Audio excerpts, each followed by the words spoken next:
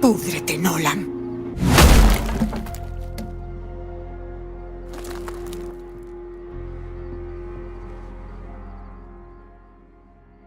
Bienvenidos chicos y chicas, espero que estén bien, yo soy Mei y como cada semana hoy quiero hablarles de las mejores curiosidades, detalles y teorías del nuevo capítulo de...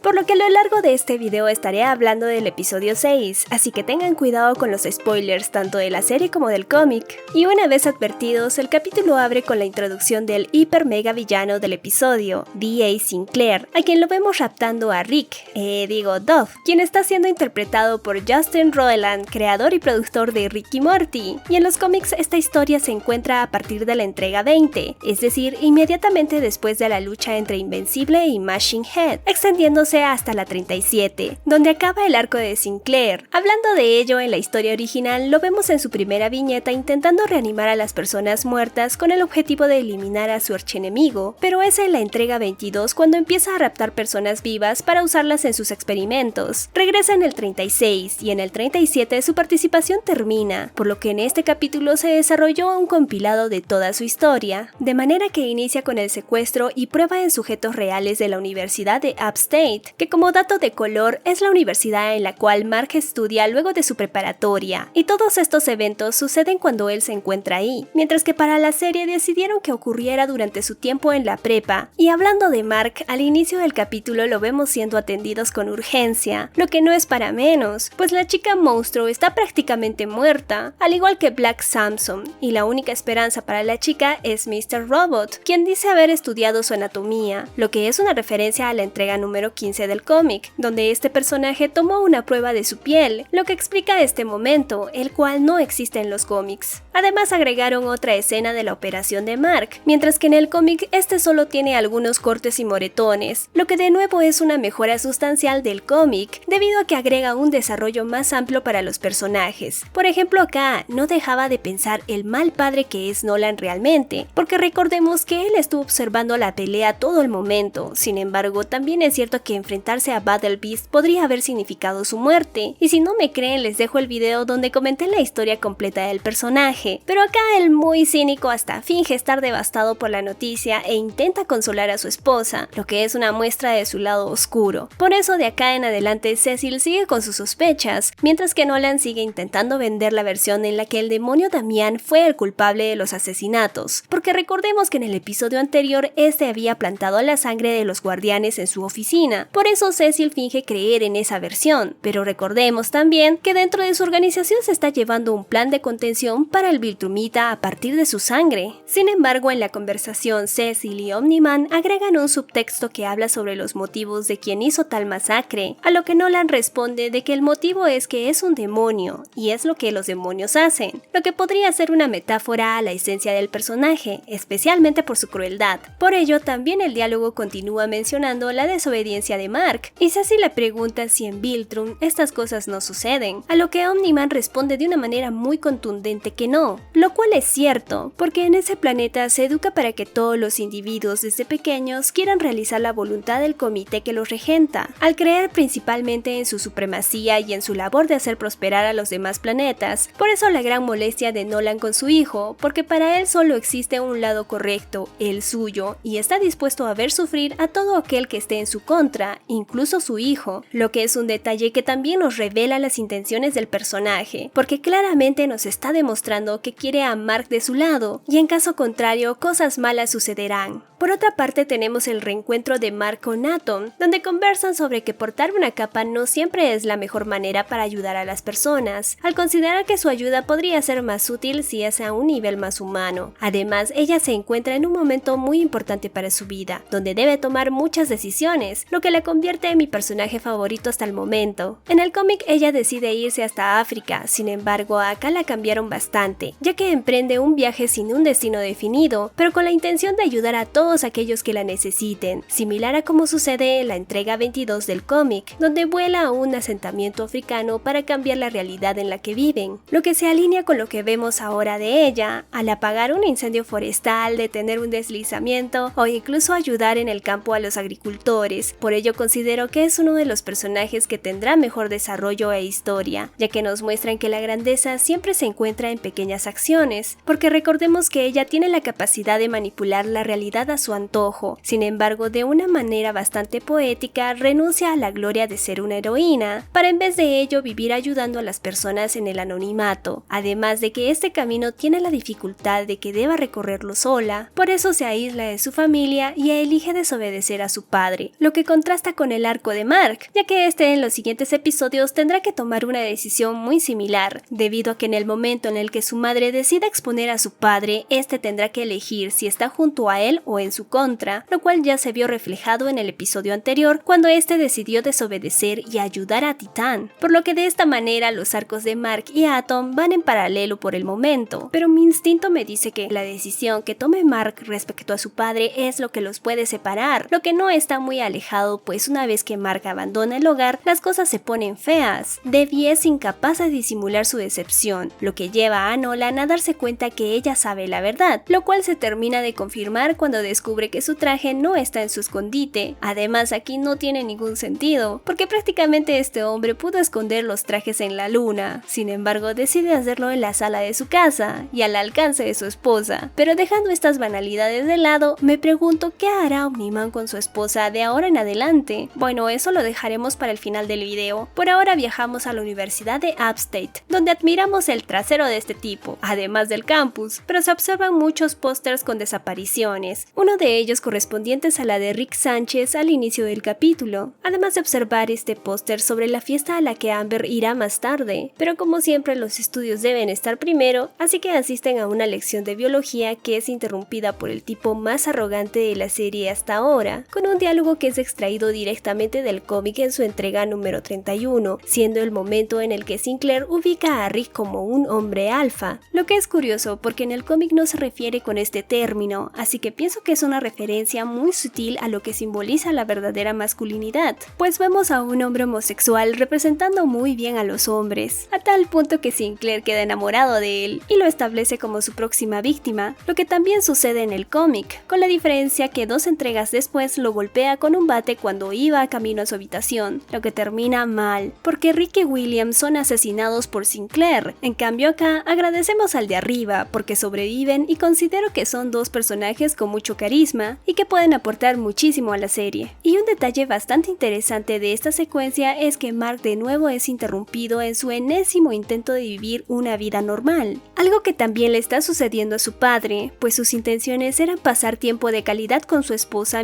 sin embargo sus obligaciones como Viltrumita han penetrado en su hogar y hacen que sea imposible tener una relación normal con ella, mientras que en otra parte del país Mark sufre lo mismo, ya que también tiene que sacrificar la imagen que Amber tiene de él para salvar la vida de su amigo, lo que prácticamente también le cuesta su relación sentimental. Y esta secuencia de acción está altamente basada en el cómic en su entrega número 21, pues ahí la encontramos prácticamente calzada, y a pesar de que podrían parecer rivales débiles, la realidad es que son de los enemigos más formidables a los que Mark se enfrenta en la historia, lo que tiene sentido si los analizamos conceptualmente, pues son seres totalmente controlados, lo que hace que no tengan ningún temor o reacción ante los daños. Por eso cuando Doug Cheston ve el reflejo en lo que lo convirtieron, decide empalarse a sí mismo para quitarse la vida. Y por parte de Sinclair, luego de ser reventado por William y que Invencible rompiera su quijada, es llevado a la cárcel de villanos, donde más adelante, según el cómic, será usado por Cecil como su empleado. Y otra referencia interesante se encuentra cuando Mr. Robot visita el Pentágono para tratar a Monster Girl, pues este lleva un cosmos ceruleo, que es la misma planta que Bruce Wayne debe conseguir para continuar su viaje en Batman Begins. Además, en esta secuencia nos muestran que Robot tiene droides de sí mismo, y por lo tanto contenedores infinitos, algo que lo hace un personaje mucho más poderoso de lo que imaginaba, ya que destruirlo sería como intentar destruir el internet. Por eso The Mauler Twins no se fían de él, y buscan una garantía de su trabajo por miedo a que solo los esté utilizando, así que en la escena post créditos lo vemos ir por el ADN de Inmortal, en lo que sería un intento de revivirlo, y ahí encontramos a Matt, que es el mismo chico que vimos junto a su padrastro en un viaje a Londres en el episodio 2, donde le pide que lo reconozca como su hijo. Además, este señor es el que protagoniza la apertura de la serie en la Casa Blanca, por eso hace referencia a que consiguieron la información gracias a él. Y este par cree que si beben licor en su cráneo automáticamente tendrán poderes, porque uno de ellos lo leyó en Reddit, por lo que los gemelos lo detienen y se muestran agradecidos, ya que les ahorran el trabajo de hacer el hueco. Y todo parece indicar que seguramente tendremos un clon de Inmortal que volverá más compleja la trama, ya que representa un problema tanto para Robot como para Omni-Man. Por último, llegamos a la parte más importante del capítulo y del video, ya que voy a dar una teoría que les puede parecer bastante loca, y es que mi instinto de guionista de bajo costo me dice que Omni-Man va a asesinar a su esposa. La expresión cuando llega a casa, Debbie esperándolo en la oscuridad mientras bebe vino, y este último recuadro que simboliza la oscuridad que rodea al personaje, son elementos que no se pueden ignorar. Además, la siguiente escena se conecta metafóricamente, pues es en la que Matt y su amigo están cavando una tumba, y si consideramos la escena previa con el sastre, donde claramente estaba reflexionando lo que debe hacer, y el hecho de que prácticamente dejó morir a su hijo por desobedecer, es muy claro que podemos estar recorriendo este camino. Nolan es el tipo de persona de que si no estás con él automáticamente pierdes cualquier valor, y ahora que sabe que no existe ninguna manera en la que pueda recuperar a su esposa, no tengo dudas de que esté planeando el cómo deshacerse de ella, y lo único que lo detiene es que sabe que si no ejecuta un plan perfecto también perderá a su hijo Mark, que es lo único importante que tiene en la Tierra ahora, y su objetivo es que siempre esté de su lado, aún más que su esposa, pues ella es un ser mortal que no tiene mucha esperanza de vida, mientras que Omni-Man y Mark vivirán por miles de años. Además, no hay que obviar que Robert Kirkman es el creador de la serie y del cómic, quien es un experto en construir momentos mediáticos para impulsar sus proyectos. No olvidemos lo criticado que fue, porque en el primer capítulo de The Walking Dead mostró a una niña zombie quien era ejecutada por Rick,